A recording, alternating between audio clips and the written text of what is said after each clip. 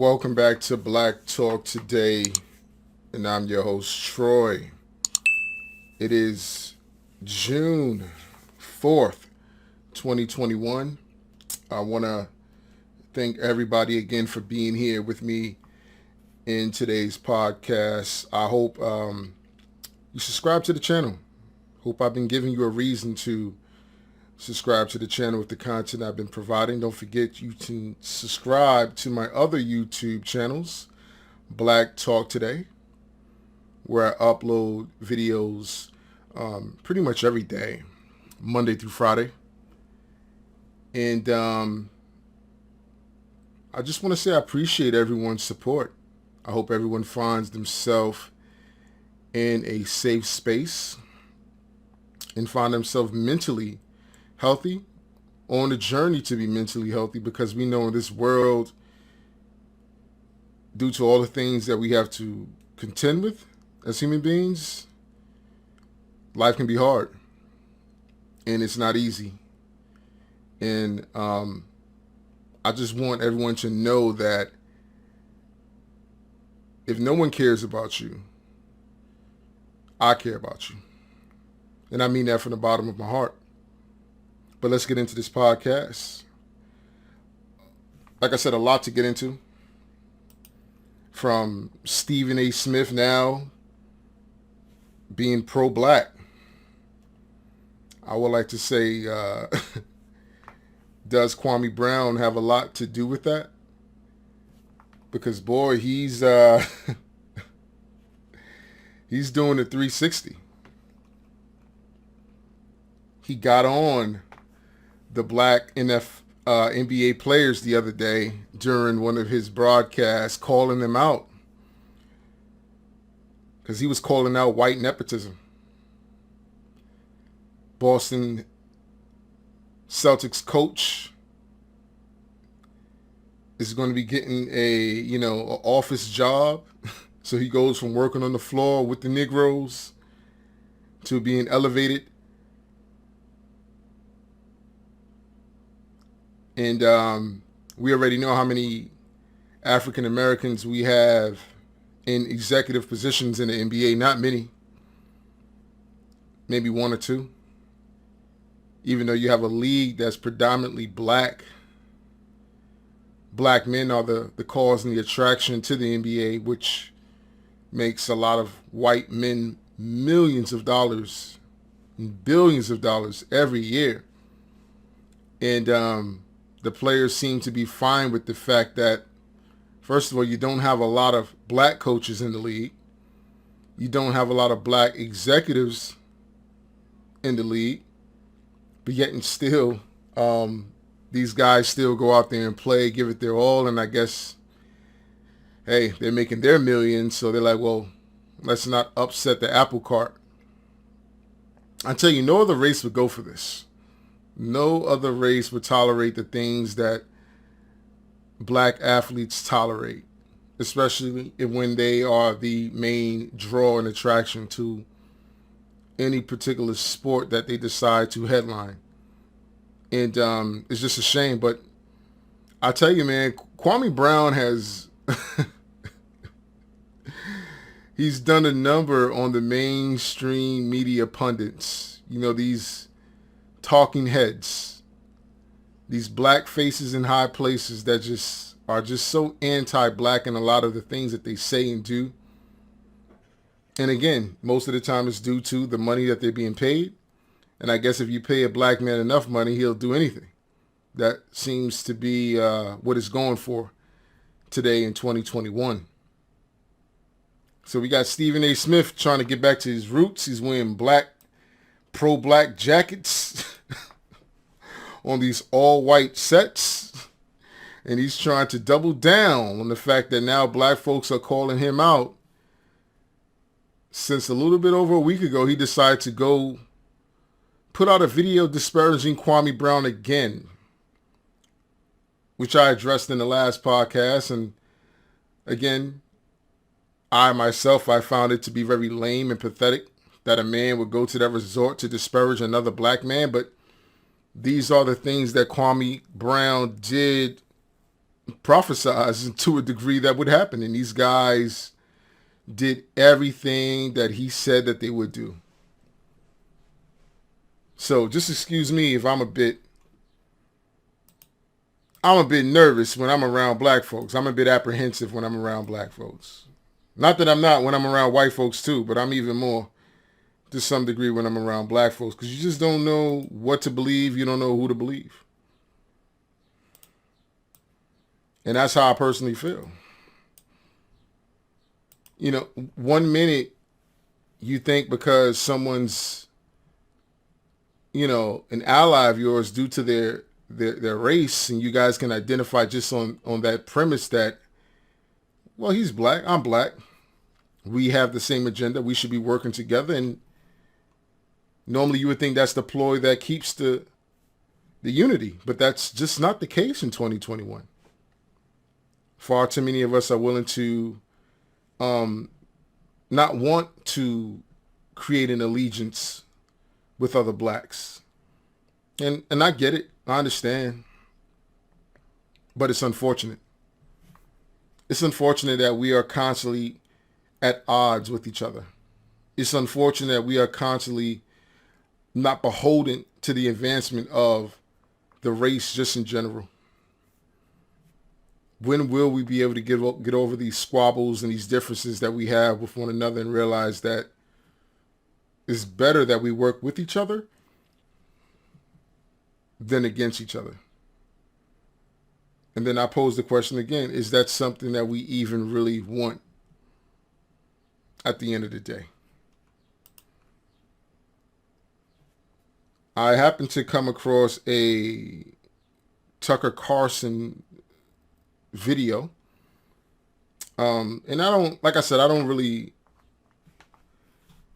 subscribe to a lot of Tucker Carlson's ideals and belief, because, you know, sometimes I just think he's full of shit. You know what I mean? Sometimes I think he just goes a bit too far. And I do think that he can be a bit prejudiced, but in the same breath, he do come across and say things that are right. And just because someone may say a bunch of things that I may not agree with, when they do speak the truth, that doesn't mean that I not get to acknowledge it. That doesn't mean that I get to overlook it. See, it comes down to not allowing your feelings rule you and be the sole decision maker on who you affiliate with, what you acknowledge, and what you listen to. You got to listen to everything. You got to be well-versed and well-rounded. I learned today in media, you can't be too one-sided on any topic, on anything. You got to be diverse. And I pride myself on being as diverse as possible as a human being. That's what makes me great. That's what makes people around me great. When I'm not thinking what's expected of me to think. And again, I take pride in that. And I think people ought to try that. You don't got to listen to me. Just try it, though. Try doing that. Try thinking outside of your box. Try being used to being uncomfortable and then get comfortable to being uncomfortable. I swear, like, that was being too comfortable in life and being too comfortable in my environment in my earlier years was one of the things that I say kind of stagnated me as a man from advancing. I could be a lot further than I am today. And while I am grateful for the placement that I do have today, because I am doing far better than a lot of people, if I was given the game that I currently possess now years ago, if I had people in my corner that gave a damn about me, you know what I mean? I can only imagine the heights that I would have been able to climb and plateau at this particular moment in life. And that brings me to this next particular topic, and it's family.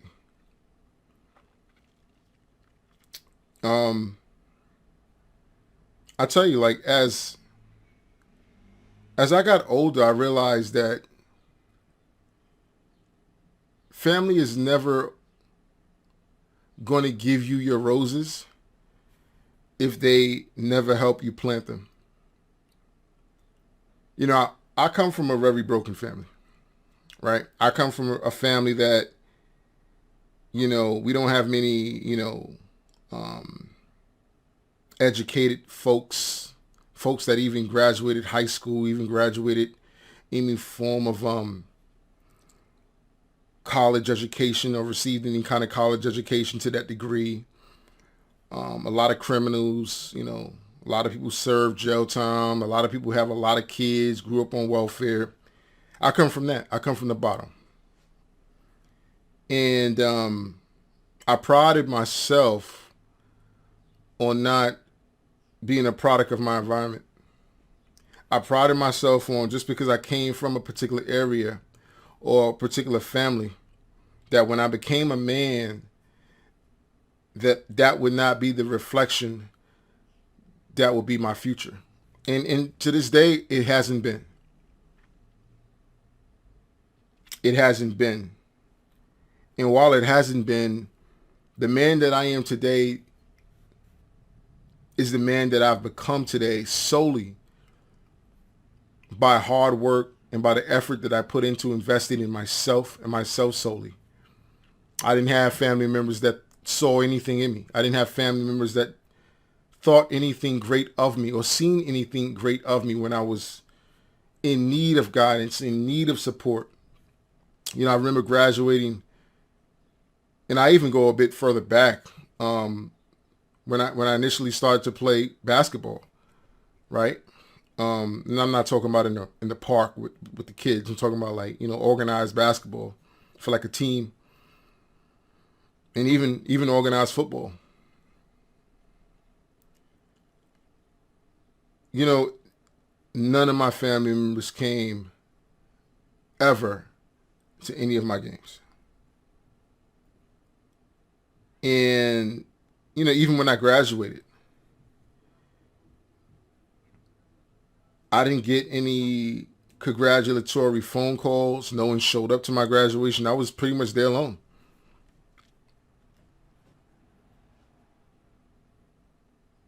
And,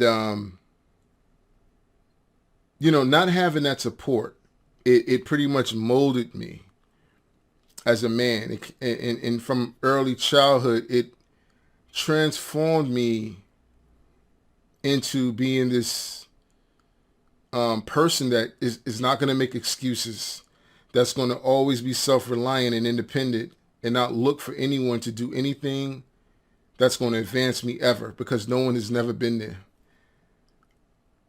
And while it has at the same time helped me along the way, and I have experienced great success in successes that a lot of people never thought I would have ever been able to succeed or to experience. You know, the nurturing part.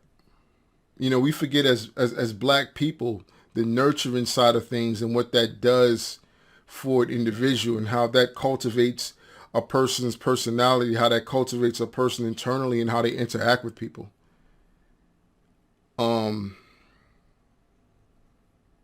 Didn't receive that. And even to this day, like, I have siblings that I don't even talk to. I don't feel nothing for them. I don't feel any connection to them.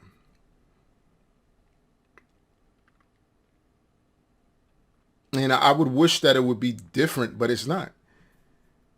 And I realize that as I continue to better my life and better myself and experience things that people would have only dreamed of experiencing in my family, that's where the resentment from several of my siblings and my family members come from. Because I had ambitions, because I have aspirations to be better, and goals and dreams and bucket lists and things that I want to obtain. And because I've been obtaining them throughout the years, they've been within my grasp, and I've been grasping at them, and some that I've grasped. To a lot of my family, they envy that. So then they, in turn, because of their shortcomings in their life, they then hate me. And, I just want folks to know, like, yo, you don't have to keep people in your life, regardless if they're related to you by blood. If they're not helping you better your life as being a well-rounded human being, if they didn't contribute to you any positive contributions to your life, it doesn't have to be materialistic things, just a positive support. Why have them in your life? Why every time that you interact with them, it has to be on a negative basis of gossip? And I've learned that for my mental sanity and healthiness of that in itself, you got to learn how to cut people off. You just got to do it. I've had to cut people off, like Facebook. My personal Facebook page, I probably got 10 people on it.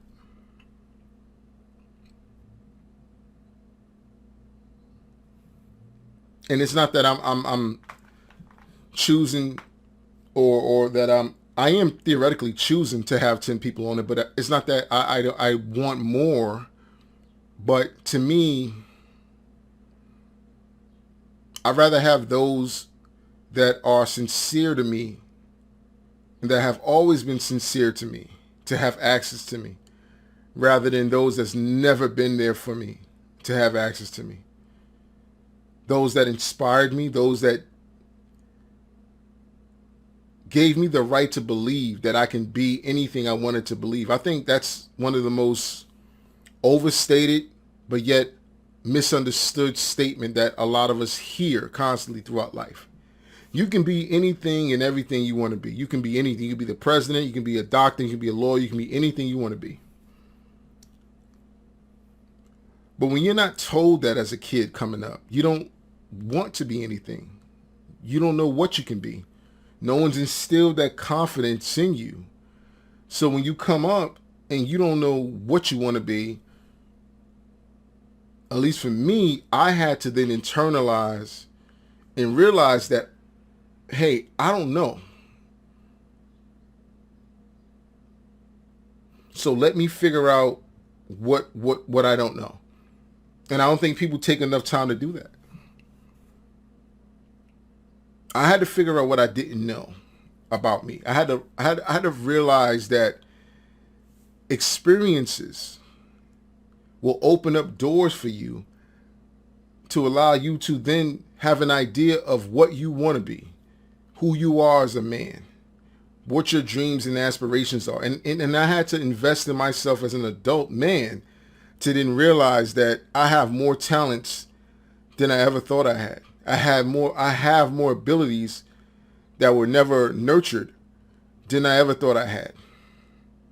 And you'd be surprised how many black men at one point in time was walking in the very same shoes that I was walking in.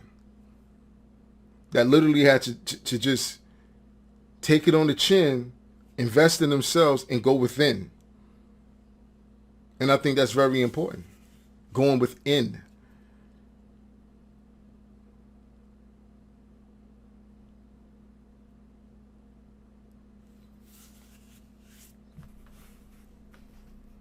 Kind of got personal there. This podcast. I tell you, the mind is one of the most terrible things to waste. A child mind is one of the most terrible things not to nurture, not to implant or plant seeds of growth, seeds of confidence, seeds of positivity. I wasn't granted those seeds. While I am immensely happy with the man that I have pretty much cultivated myself to be and what I've become today, I'm very happy. Don't get it twisted. I still wish that I had the generic normal upbringing that some other people had. And the understanding of that is understanding that, hey, if you can't achieve, or if you think you can't achieve, just look at me. Tupac taught me that. Tupac taught me that at what? 8, 9 years old. If you believe you can achieve, just look at me. And that imprint and that impression that he made on me as a boy then, it drove me. It drove me to the heights that I'm at now. But it's a damn shame that I had to receive those imprints in that confidence from a 25-year-old man that was still trying to find himself.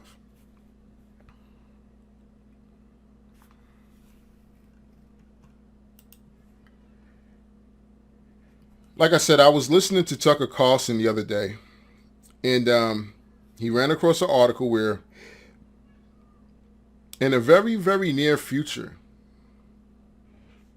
and currently right now in several states, there's curriculum going out right now that teachers are subjecting themselves to having to learn and to familiarize themselves with. And the particular information is teaching teachers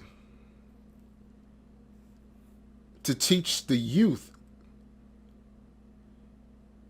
to be anti-white. And if you're white, you should feel ashamed to be white. And if you're white, you are a part of the white supremacy movement and that you are racist. This is curriculum that the left-wing liberal politicians are looking to toe out in public schools. And my thing is, how irresponsible is that? To teach white children that if they're white, they should feel guilty that they're white. They should feel guilty because they are a part of white supremacy and that their lives are so great that their experience and their existence is just far greater than the experience and existence of black people. And that white people have had an easier life and an easier experience in this life than black people. And I fundamentally have an issue with this kind of rhetoric, especially if they're teaching our educators to then in return teach our next generation of youth this. I personally believe it's only going to breed hatred and sentiment from some white people. Because you can't go around labeling races of people. As a black man, I know the history of this country. I have an idea of what it was like for my ancestors to be labeled a nigger and all of these racial epithets and that we're dumb and ignorant and things of that nature. I have an idea of what that was like for us. I know the experiences that my people went through by giving and living with false labels and narratives that are created by people that aren't true and not being able to, refute any of them. So why would society today in 2021, a modern day, want to make white people today feel guilty for being white? You can't help the skin color that you're born with. You can't help the race that you're born to. That's not an option when you're in the womb to check off.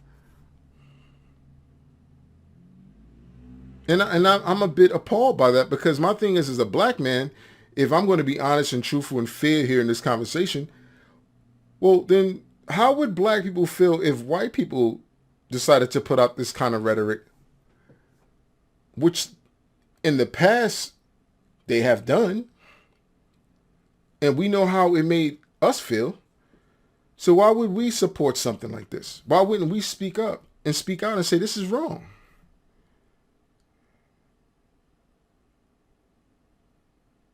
I don't like, and I don't want white folks to feel like they need to be around me and feel guilty because their ancestors did horrific acts against humanity, against my people or my group. I don't feel like that's fair to them. They didn't do anything to me in 2021. So why should white folks have to walk around feeling guilty for being white? That's like asking me to walk around for feeling guilty for being black. Why? If I don't want to do it, and I wouldn't like to feel that way, why would I just sit idly by and be cool with them feeling that way? And if black people are honest enough, let's be fair here. Let's be fair here, right?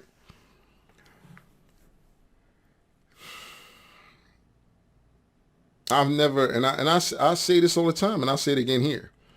I've never had a white person call me a nigger to my face. Now, what they say behind closed doors, what they say behind closed doors. But I've never had a white person come to me and call me a nigger in my face or say anything prejudiced to me. Ever. I have never been racially profiled. Now, I have experienced some things that were questionable, but my encounters generally with white people have been pleasant. And I think as black people, we got to be fair and honest here and speak truthful, right? Because within the black community, there's a segment of us that teach our children to hate white people because of slavery. And while slavery did happen, and it was a horrible thing that occurred,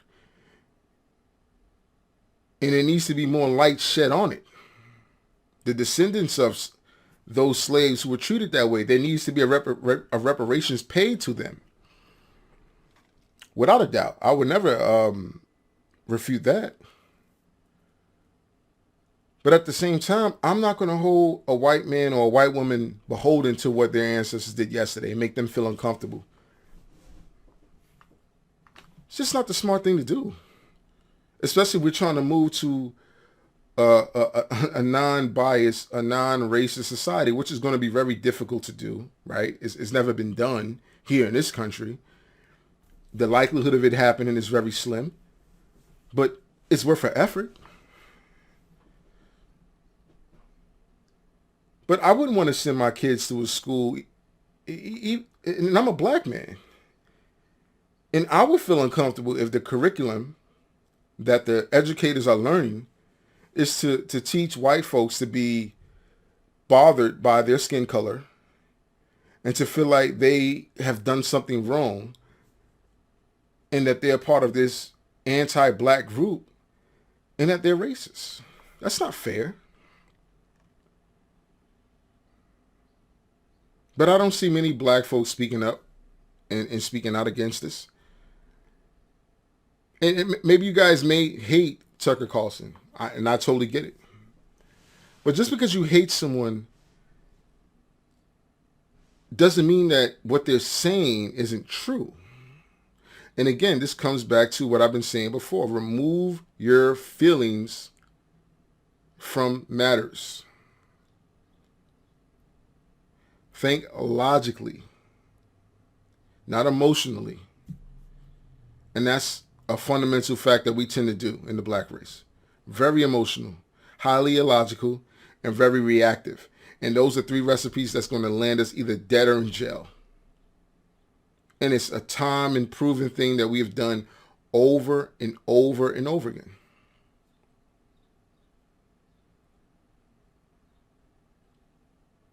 So if this curriculum does start to roll out to schools nationwide, I wouldn't want to send my child to a school that's the education that they're going to be learning.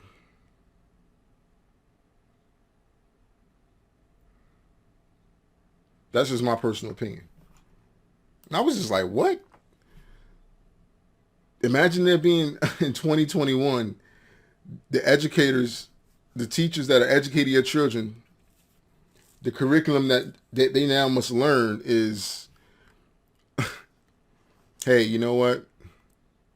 You're black, and you should be ashamed of being black because you're dumb, you're ignorant, you're not smart, you're violent, you're criminals. Imagine that being the curriculum that's taught to black people today. We would be up in arms. We would be wanting to march down the street.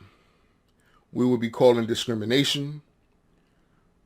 Right? We wouldn't tolerate it. So why should white folks get to tolerate this kind of curriculum if they're attempting to pass this kind of anti-white training that they're disguising it as?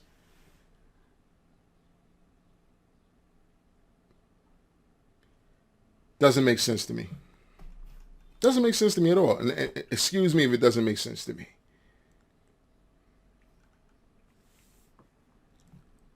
Chrissy Lampkin turned 50 years old a couple of days ago. Shout out to Chrissy. If you don't know who Chrissy Lampkin is, she is Jim Jones' long-time girlfriend. Excuse me. I said long-term. It seemed like it's been a long term as long as they've been dating.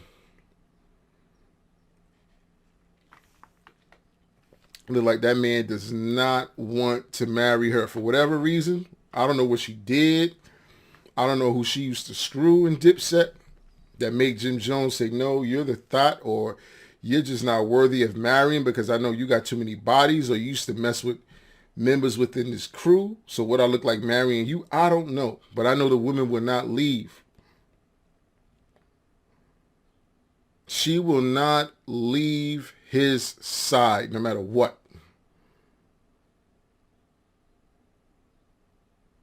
But then again, maybe this is the best that she can do. Even though she wants to be married, she's 50 years old now. Kids are probably not even in the equation now. Maybe she can get a surrogate mother to carry children for her. But she can't, she'll be at high risk birth if she ever get pregnant at 50 years old. Not only is she at risk of dying, the child is at risk of dying at this age. And the reason why I bring up Chrissy Lampkin is because I did a very brief video on Black Talk today where I spoke on this. And I said in the video in so many words that women, don't waste your best years on a man that's not willing to commit to you long term. It's a very simple phrase, a very simple understanding. It's a very simple thing to do. And I know a lot of simple things are not easily done today by people. They make things harder than they need to be. But I see it all the time. I see it all the time. I see good women, quality women, women that want to submit to a man, women that want the black nuclear family, women that want to come home to a family unit. But they hitch their cart to the wrong horse. And normally that horse is more likely than not a man that want to play the streets, a man that want to play games, a man that want to waste your time, a man that want to get what he can get out of you. And before you know it, 5 years pass. 10 years pass. 15 years pass. And you know what? All you got to show for it is y'all playing house.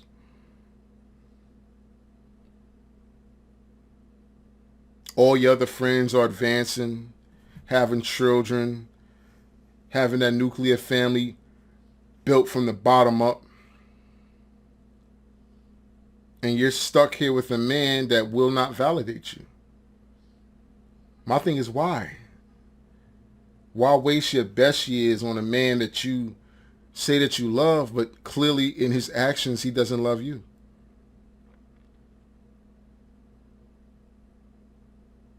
I tell you, it's one of the most interesting things and interesting questions to ask, because it's like, how do we not know better if we know better, but we're not willing to do better?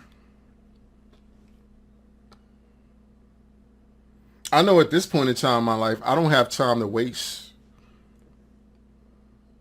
I don't got time to play house. I don't got time to appease to someone's ego. No. I bring what I bring to the table, and I put it before the woman, and it's her choice, her decision. Hey, if you want to settle down with me, well, this is what it's going to be like. This is what I'm going to be, the head of my family. I'm going to be the protector, the lover, and the provider of my family. I'm going to love my wife. I'm going to nourish my children. And I'm going to secure us. And I'm going to validate you. You'd be surprised how many women are scared of that. To actually find the man that they actually always wanted. And when they actually find the man that they always wanted, they do everything to self-sabotage. And to believe it or not, some men and some women, they're used to toxic relationships. We got to be aware of that. Some people may say all the time, they go on the dating apps, they'll put a crazy profile up that sounds great. They make them sound like the most prominent, ideal candidate to settle down with and to invest your time in and to grow with. But then when you meet them, it's a completely different story. Because then the demands change. Well, I don't like the way you look. You don't drive the certain car that I want.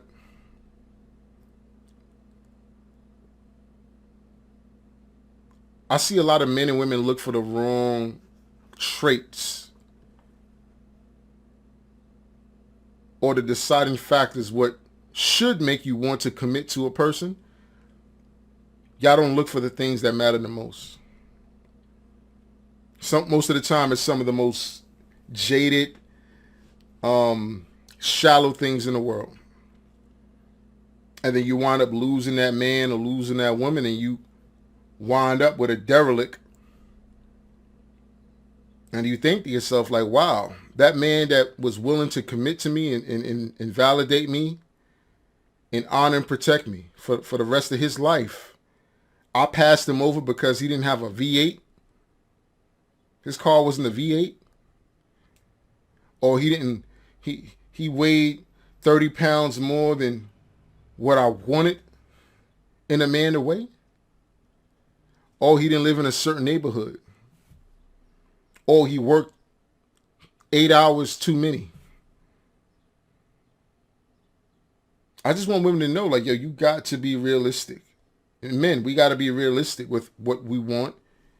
And also, you got to be qualified. When you have expectations and they're lengthy, especially if they're unreasonable, it's one thing if they're unreasonable if you're qualified.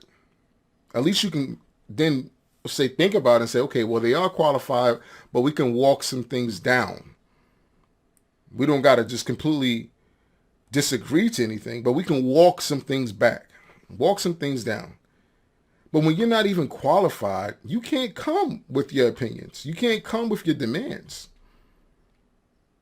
I mean, theoretically you can, but someone that's of quality doesn't and will not accept them.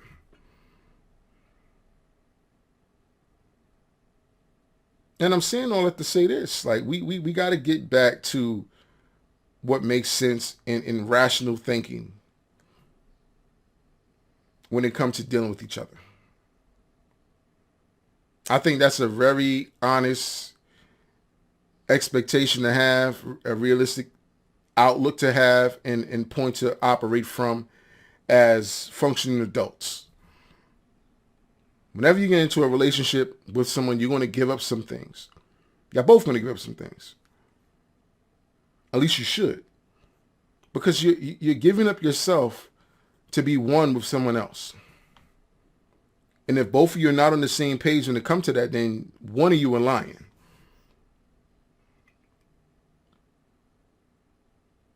And that's the truth. That's the God honest truth. So,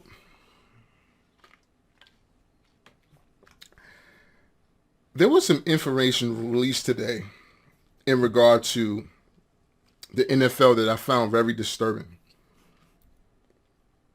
And I'm sure you guys heard of like the CTE, concussions that NFL players constantly have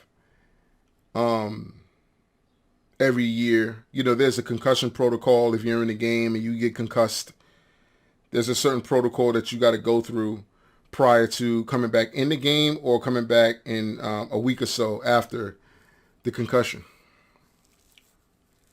And we know already that, CTE is real. There's been examinations of former NFL players and athletes that experienced CTE who were, succumbed to CTE. Some of them committed suicide. Some of them died of just the disease or the illness that came along with the concussions. And then they would examine their brain and they'll look at certain parts of the brain where most of the damage would occur, because when you're constantly bashing your brain, or your brain is swishing back and forth inside of your cranium in your head, you're damaging, right, your brain, believe it or not. And NFL players, we know, they're running 1,000,000 miles an hour, and it's a collision course. And it's a collision sport. It's a violent sport. It's one of the only sports that allow you to assault another grown man. And there's countless players today that we don't know their names. They were maybe walk-on players. They maybe played for a couple of years, that are suffering. Some are crippled, need home assistance. Some have lost their mental faculty. And the NFL has put a certain amount of resources to the side to accommodate those players that experience that.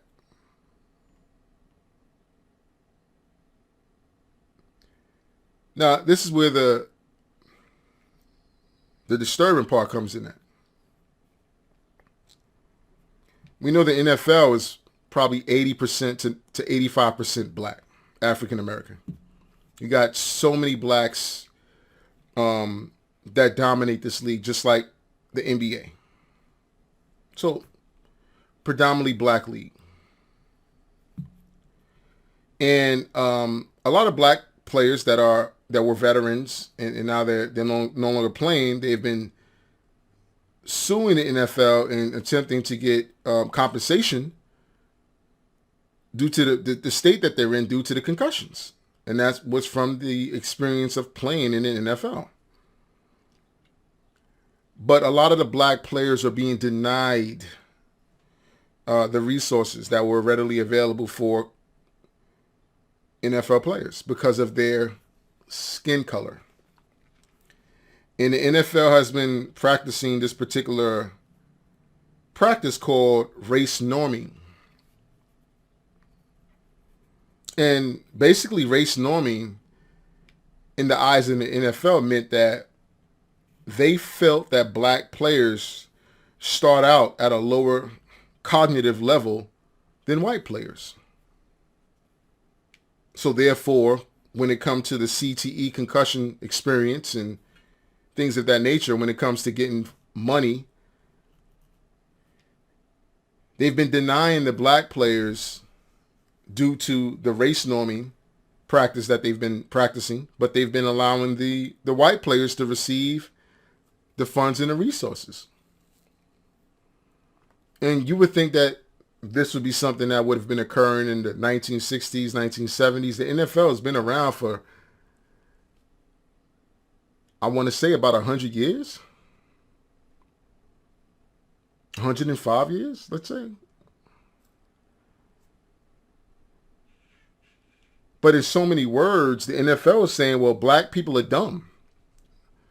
The black NFL players are dumb, so whether they lose their mind or not from the collisions and the abuse that their bodies are taking, and they develop some form of brain damage or trauma, well, you were dumb anyway. So whatever brain trauma that you experience is bothering you from being able to live a normal life and be productive in life after your NFL career, well, that's not their problem. You were dumb. You weren't as smart as white people. White men are smarter, so therefore they get to access these monies if they, have become concussed at one point in time and they're suffering from any of the illnesses that the very same counterparts are suffering from. So am I surprised by this? No, I'm not surprised by it. I kind of expected something like this to be going on, because for a very long time there was a stigma going on around there that black men couldn't be quarterbacks. We're not smart enough. We can't learn the playbook. We don't understand the playbook. We're not as, intuitive when it comes to the playbook. We can't get in and out of plays properly like white men can. We can't process the defenses and the systems properly like white men can.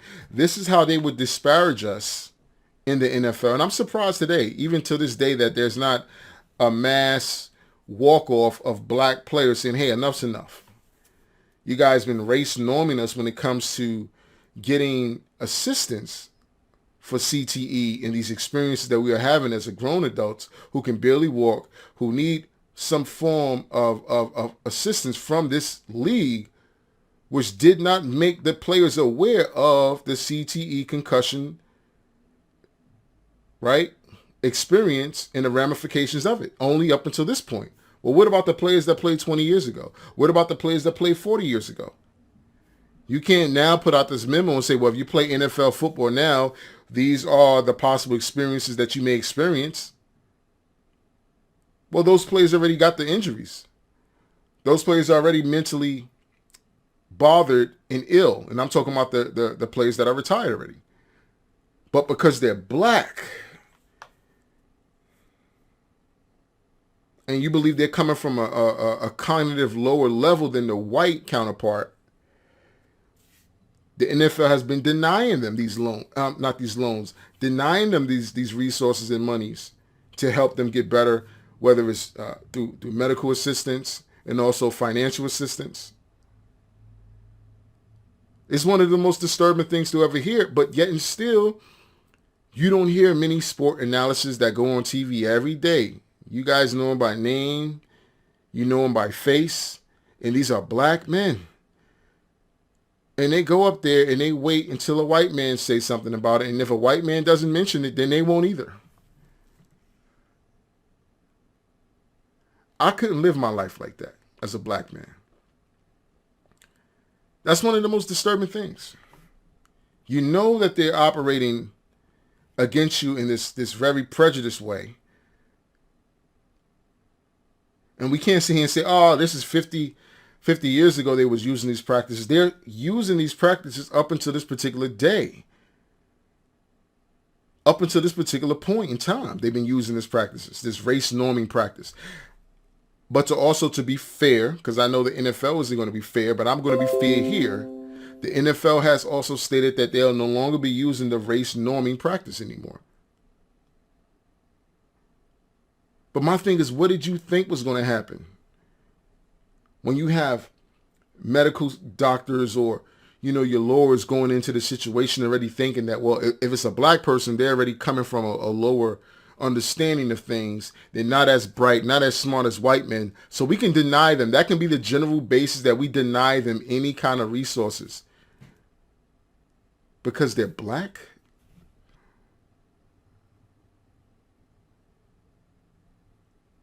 I wouldn't get up there and throw another ball, catch another ball, run another route if I was a black person. And I know it's not my money that's on the line, right? So you might say, well, you're not getting paid. You don't play NFL football. You don't have nothing to lose. Well, you have your dignity to lose, black people. Those very same NFL black athletes said nothing. The majority of them said nothing when they denied Colin Kaepernick a job. It was only a select few. Everybody still went out there and played. And I said it before and I say it again. It's a goddamn shame because you guys didn't stand together. It's what, 2,500 of you guys in the league? And you telling me you guys couldn't band together and say, hold on, if he doesn't play, we don't play. But you guys didn't do that. You all are individuals. They're all concerned about their money and then what they get. And they can care less about the optics of things and how certain things may affect other black people and the experiences of other black people. So excuse me if I'm a bit bothered by that. It's a damn shame.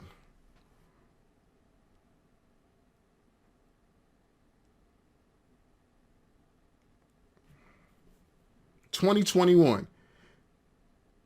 Y'all still judging the man by the color of his skin, but not by the content of his character.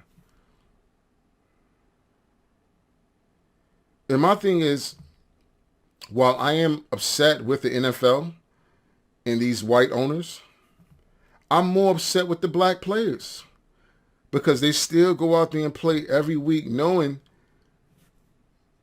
the side effects and the repercussions that they may face if they continue to play the game. But also knowing the fact that because your counterparts are black that played before you, that are retired, they're denying them that right to get assistance. They're denying them that capital, which they qualify for. But they're denying them the capital and the money solely off of the fact that they feel like they're not as smart as white men. I don't see how not one black person that's in media would not feel like they need to talk about this topic.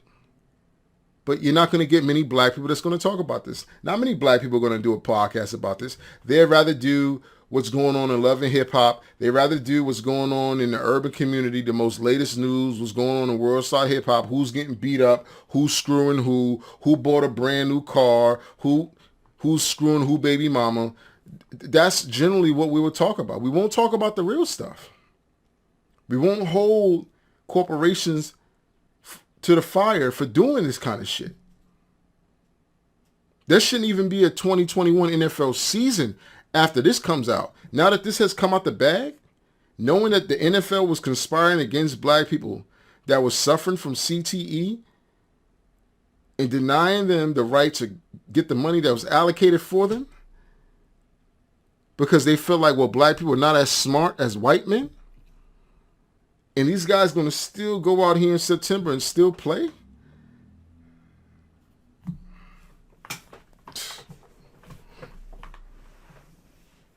I tell you, man, we got to be in a different place in a different time, man. There's just no kind of unity. There's just no kind of dignity. There's just no kind of... Also, there's just no kind of self-preservation of yourself. Like, you guys don't even care enough about your group and yourself to say, hold on. Let's preserve our group. It's more of us here than it is them. So if y'all operating from that premise, how about this? None of us are playing this year.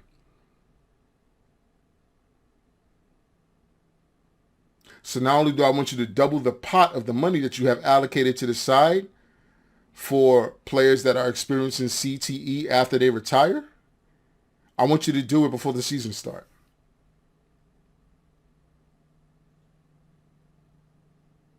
But do these black players care about their fellow brother, who they call their brother? Do they care about their fellow human being? Or do they even care about themselves, who may become one of those patients that need assistance and can't afford the treatment that's needed or the compensation that's needed because the NFL failed to tell players these are the repercussions and this is what may happen to you? We won't even do that. What a goddamn shame. But then again, I guess this is what it means to be black in 2021. You can be a sellout.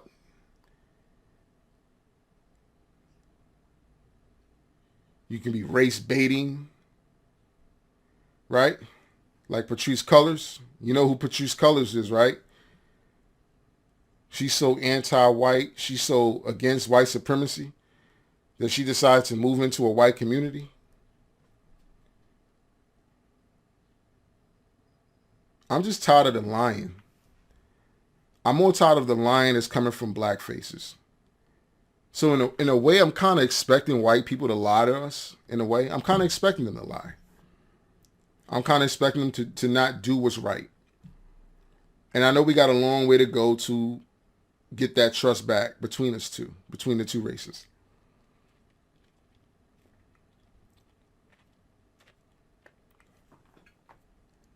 But damn, as a black man, do we even have any morality left? Do we even want any respect to be put on our race, on our name at this particular point? Because I feel like we're so far gone as a group. It's really hard to see us ever coming back. And that's just my opinion. Anyway, guys, I want to thank you for rocking out with me on today, Friday, June 4th, 2021. This is Black Talk Today podcast. Don't forget to follow me on Black Talk Today podcast on YouTube. If you're listening on Apple iTunes, on Podbeam, on Android podcasts, follow me on YouTube at Black Talk Today podcast. Also follow me on YouTube at Black Talk Today. And that's where I do my videos every single day on several different topics, Monday through Friday. You can find me there. And of course, here on the podcast channel, Tuesdays and Fridays. The podcast go live at 6 p.m. Hope you guys enjoy this one. Don't forget to follow the podcast. Don't forget to subscribe to the channel. Of course, it goes a long way. Until next week, I'll catch you guys. But before I go, guys, respect my right to speak and have the freedoms to do it because we're American citizens. You ever heard of something? It's called the First Amendment.